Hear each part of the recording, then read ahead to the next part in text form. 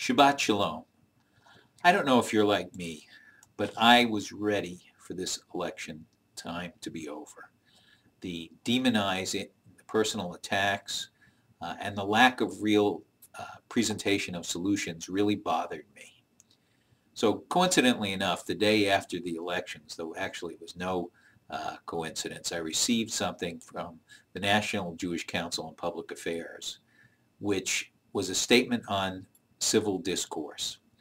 And I immediately read it and signed it.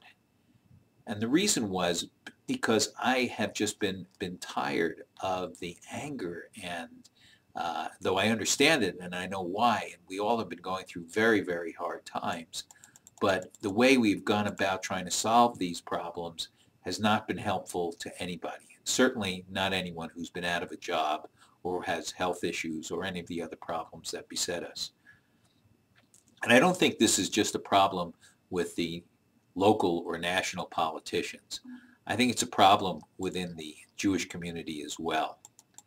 There's a lot of rancor sometimes that I've experienced either personally or that I hear about that goes on in our Jewish agencies, in our synagogues, between our organizations, that's just not necessary to get the problem solved that exist in our community.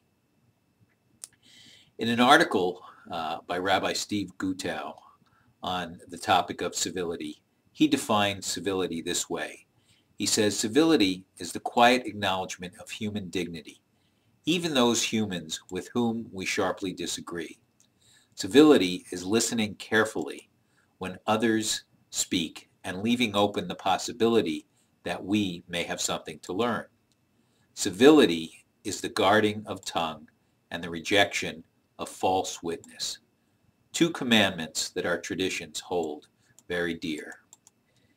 In this statement on civility, it reminds us that our Jewish tradition saw the benefit of arguments conducted for the sake of heaven, that intelligent, earnest people engaged in serious debate on the issues could find good solutions to the problems. Our scholars also didn't insist on uniformity. In the Talmud, there is not just a majority opinion. There's always a minority opinion. And the reason for that is because perhaps maybe the minority opinion was right. And so we want to have that out there for people to see. The civility statement further says that our sages, through their understanding of a great teaching which says, both these words and those are the words of the living God. In other words, it points out that arguments on both sides have validity that goes beyond just the words and should be respected for that reason. For those who've been around a while, and as some of you know, I've been here now 11 years, a decade ago we took the program, a Stephen Covey program, which we labeled 7 Habits of Highly Successful Jewish Leaders. We learned to think in terms of win-win. We learned that we should seek first to understand and then be understood.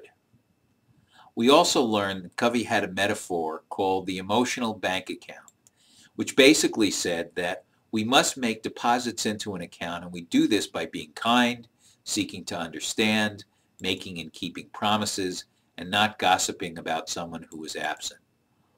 All of these, we know, come from our tradition as well, not just from Stephen Covey. He got it from us, actually.